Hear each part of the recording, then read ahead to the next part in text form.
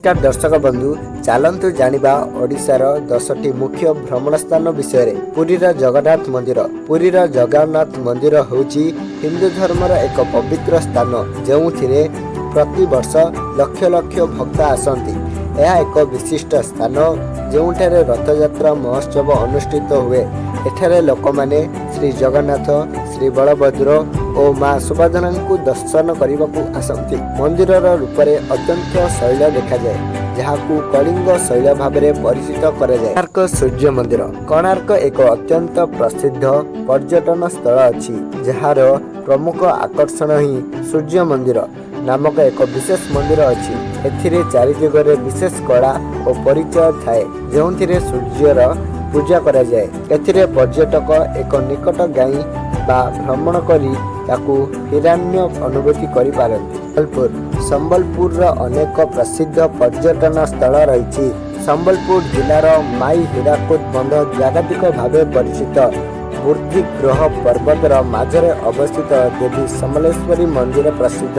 एठारे गंधमर्धन पर्वत एवं हरिशंकर मंदिर मध्य आकर्षण स्थान।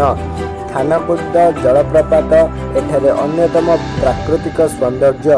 चिप्लिमा हाइड्रो फ्लावर प्लांट और पार्क पर्यटकों को आकृष्ट करे।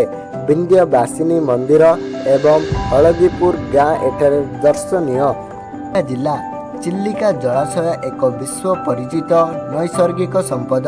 यह विश्वर सबुठारु बड़ बाक्रिश जल और जलाशय। एठारे दुर्भिक्ष शैलीर पक्षी मानकर दर्शन होता है। चिल्लिका रूपी स्वर्णाभूमि सूर्योदय और सूर्यास्त को देखा सर्वाद्भुत अनुभूत अटे। कनिका जातीय वन्यजंतु उद्यान।